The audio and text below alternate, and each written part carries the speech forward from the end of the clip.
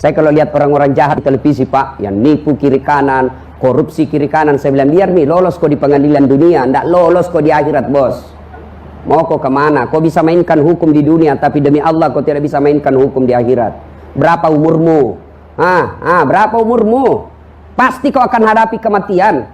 Maka selama belum ajal menjemput, mari kita dengar supaya kita bisa pulang dengan membawa oleh-oleh takziah supaya kita bisa lebih baik ke depannya. Ketika kita cerita kematian, biasa anak mahasiswa saya tanya, Ustadz, itu kalau orang meninggal sudah langsung sampai ke akhirat, sudah ada misinya surga atau neraka? Belum. Rasulullah pun belum masuk surga, Abu Jahal pun belum masuk neraka. Untuk sampai ke akhirat itu ada tangga-tangga yang harus kita lewati. Untuk sampai ke akhirat itu ada pintu-pintu yang harus kita lalui. Sama juga kalau kita mau jadi panglima, kan ada pintu-pintunya, ada tangga-tangganya. Nah, apa tangga-tangga yang kita lalui? Kata Nabi, satu, sakaratil maut. Ibu-ibu pernah lihat sakaratil maut? Pernah? Saya sering. Makanya jangan pandang enteng Ustadz. Banyak ibu-ibu sekarang udah bilang, jangan aku bergaul sama itu Ustadz. Apa itu? Barasanji saja dia tahu. Jangan begitu, Bu. Kalau mau mati siapa dipanggil? Panglima? Presiden? Siapa? Pak Camat? Lari Pak Camat. Siapa kita panggil? Ustadz. Makanya ada saatnya ibu butuhkan Ustadz. Saya kadang-kala melihat orang sakaratil maut macam-macam. Dan Nabi informasikan, orang yang menghadapi sakaratil maut itu haus. Begitu hausnya, kata Nabi, biar kok kasih air seluruh yang ada di lautan tidak akan mampu mengobati rasa hausnya. Coba lihat orang sakaratil maut. Gerak itu tenggorokannya karena haus. Dan pada saat haus itu, iblis yakin, ini terakhir saya goda si Das'at. Maka dia manfaatkan, dia kuatkan strateginya, dia maksimalkan untuk menggoda kita. Kenapa? Ini detik-detik menentukan. Datang malaikat. Sebelum malaikat maju, Allah berikan kesempatan dulu kepada iblis. Kau iblis, ini sakaratil maut sudah haus. Datang iblis. Tapi ini sudah alam gaib. Yang di samping kita sudah tidak melihat. Hanya yang sakaratil maut melihatnya. Datang iblis. Misalnya saya, sakaratil maut. Das'at, kau haus. Haus sekali saya ini. Dia bilang setan, nih iblis, ini ada air saya bawakan kamu. Alhamdulillah, kasih saya. Tunggu dulu. Saya kasih kau ini air, ada syaratnya. Apa syaratnya? Gampang. Kau bilang saja menyesal menyembah Allah. Kau bilang saja menyesal menyembah Allah. Kalau orang baik agamanya, dia lempar itu iblis. Ishab, ya lain, pergi kau setan. Lebih saya haus sampai mati daripada saya menyesal menyembah Allah. Kenapa? Kalau orang menyesal menyembah Allah, langsung di-delete semua amalnya. Kalau orang baik agamanya. Tapi kalau orang tidak bagus agamanya, dia bilang iblis, ini saya sih tidak goda, sudah tergoda. Temanku ini di Jakarta selalu sama di warkop. Datang iblis, kau haus? Iya nih, ada air. Tidak bisa, bibir saya sudah terkaku, tidak bisa lagi bergerak. Iblis tidak putus asa. Salah satu makna daripada iblis itu, dia tidak akan berhenti. Makna kata iblis itu tidak akan berhenti sebelum berhasil. Itu iblis.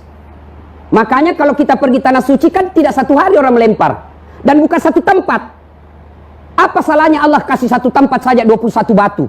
Tapi kan tidak. Jumrah Aqabah, Jumrah Ula, Jumrah Usta. Melempar setan besar, setan kenjai hanya ke tengah. 3 kali, 1 hari dan 3 hari berturut-turut. Maknanya iblis tidak akan berhenti hanya 1 kali godaan. Dia datang goda. Tidak bisa bibirku bergerak, kaku. Dia bilang iblis, tidak usah cemas bos. Kalau begitu, matamu saja kasih goyang. Kau kedipkan saja matamu. Saya bilang kau menyesal menyembah Allah, kedipkan matamu. Tidak bisa, mata saya sudah kaku. Saya sakaratil maut, mata saya tidak bisa bergerak. Iblis tidak putus asa. Dia ambil jalan paling terakhir. Dia bilang kalau begitu iakan saja dalam hati. Dalam hati saja aku bilang iya. Karena dia orang tidak baik agamanya. Lalu dia bilang iya, saya menyesal menyembah Allah. Begitu dia bilang saya menyesal menyembah Allah, datang malaikat maut. Dia jemput rohnya, mati dia orang kafir. Kenapa? Karena dia menyesal menyembah Allah selama hidupnya. Itulah Nabi mengajarkan kita doa. Ini ibu-ibu yang sudah usia-usia 60 tahun ke atas, yang sudah muka-muka sakaratil maut. Ayo, doa, tidak usah minta lagi. Ya Allah berikan saya ruko. Ya Allah berikan saya mercy. Ya Allah berikan saya kekayaan. Tidak usah. Yang paling bagus kita hafal doa usia-usia senja. Taubatan qablal maut. Wa rahmatan indal maut. Wa maghfiratan ba'dal maut. Allahumma hawwin alaina fi sakaratil maut. Itu bahasa Arabnya. Haruskah bahasa Arab berdoa? Tidak. Allah multibahasa. Daripada ibu bahasa Arab, belum salah ucapannya, belum ibu tidak mengerti. Alhamdulillah ibu-ibu sekarang rajin berdoa. Tapi di mana? Di status.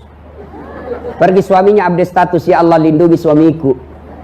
Duhur dilindungi, doa lagi, ya Allah mudahkan rezekinya. Sibuknya itu, Tuhan mau baca status tak?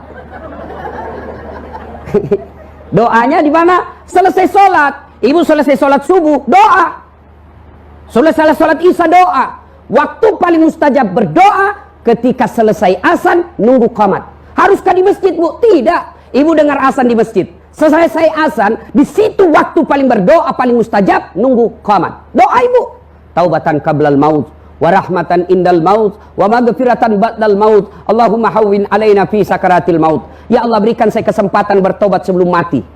70 tahun umurnya, 65 tahun bahaya, 65 tahun maksiat, tapi 5 tahun diberi kesempatan bertobat. Itu yang disebut, ya Allah, berikan saya kesempatan bertobat sebelum mati. Wa rahmatan indal maut, dirahmati ketika dicabut nyawaku. Ada nabi yang pernah melakukan eksperimen mati, namanya Nabi Idris alaihissalam. Dia bermohon kepada Allah, ya Allah, saya mau rasakan sakitnya sakaratil maut. Allah berfirman, betulkah kau merasa? Iya ya Allah, saya mau rasakan sakitnya sakaratil maut. Dicabut rohnya, setelah itu dihidupkan kembali. Setelah hidup dia kumpul seluruh sahabatnya. Saudara-saudara sekalian, kau mau tahu sakitnya sakaratil maut? 1000 kali kau dikuliti hidup-hidup baru sama sakitnya sakaratil maut. Ada yang pernah dikuliti di sini? Kita lihat saja itu filmnya jenderal yang di G30 SPKI, ditusuk matanya dengan rokok, kita sudah ngeri. Itu sakitnya sakaratil maut, kata Idris alaihissalam. 1000 kali kau dikuliti hidup-hidup baru sama sakitnya mati. Makanya jangan heran ketika Rasulullah sakaratil maut, keluar keringat di pelipisnya. Lalu Jibril memalingkan pandangan. Nabi lalu berkata, ya Jibril, kenapa kau palingkan pandanganmu? Apa kau jijik melihat saya? Tidak ya Rasulullah, saya tidak jijik melihatmu, tapi saya tidak tega melihat engkau menghadapi sakaratil maut. Lalu Nabi menjawabnya, ya Jibril, andai saja Allah tidak sayang sama saya, maka saya akan rasakan betapa sakitnya sakaratil maut itu. Lalu Nabi berdoa kepada Allah, ya Allah, ya Allah, cukuplah sakitnya sakaratil maut ini. Jangan engkau timpakan kepada umatku. Jangan engkau timpakan kepada umatku. Jangan engkau timpakan kepada umatku. Cukup saya menanggung sakitnya sakaratil maut ini. Ini Rasulullah, tidak seperti Dilan. Jangan rindu, berat, cukup saya, pret. Rasulullah apa katanya? Jangan kau timpakan kepada umatku sakitnya sakaratil maut, biar saya yang tanggung. Ini namanya pemimpin, menanggung umatnya dunia sampai akhirat. Nah, ibu bapak, saudara-saudara sekalian, wa taubatan qablal wa rahmatan indal maut wa maghfiratan ba'dal maut. Paripurna sekali ini doa. Diampuni sebelum mati, disayangi ketika dicabut nyawanya, pas sudah meninggal diampuni segala dosa-dosanya. Ini ibu-ibu hafal ini. Taubatan qablal maut wa rahmatan indal maut wa maghfiratan ba'dal maut. Allahumma hawwin alaina fi sakaratil maut. Sudah, itu ibu baca. Bu, berapa kali sholat sehari? 5. Kalau 5 kali ibu tiap minta tiap hari, masa Allah tidak kabulkan? Padahal Allah sudah janji, ud'uni astajib lakum, minta kau kepadaku, pasti saya kasih. Itu janji Allah, bukan janji caleg. Oh, kalau caleg dibagi-bagi kartu namanya, Pak, nih pilih saya, sama-sama kita orang Bugis, nih pilih saya. Begitu dipilih diganti nomor HP-nya. Pembohong. Tapi Rasulullah mengajarkan kepada kita. Ya, Bu, ud'uni astajib lakum, minta kau kepadaku pasti saya kabulkan. Tetangga saja kalau 5 kali diminta 1 hari, lalu kita minta 3 hari, pasti dikasih. Ambil, capek sudah saya minta terus. Makanya minta terus, minta. Taubatan qablal maut wa rahmatan indal maut wa maghfiratan ba'dal maut. 3 kali 5 kali kita hari minta sehari, masa Allah tidak kabulkan? Yang jadi masalah, kita terlena dengan bisikan setan. Kita selalu berpikir masih lama mati, padahal usianya sudah 60 tahun. Masih lama mati, padahal usianya sudah 70 tahun. Siapa janji kau masih lama mati? Ayo, yang ada di pikiran kita, saya lihat cucuku menikah. Yang ada di pikiran kita, saya lihat nanti anak buahku dilantik. Kapan kita berpikir bagaimana kalau saya meninggal besok? Nah, ini gunanya takziah. Ibu bapak, saudara-saudara sekalian. Nah, bicara tentang sakaratil maut, ada manusia yang paling menderita sakaratil maut. Siapa?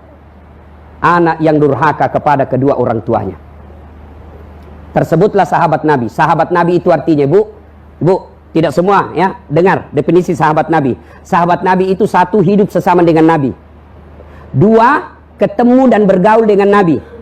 3, beriman kepada Nabi. Dan yang keempat, matinya pun tetap beriman kepada Nabi.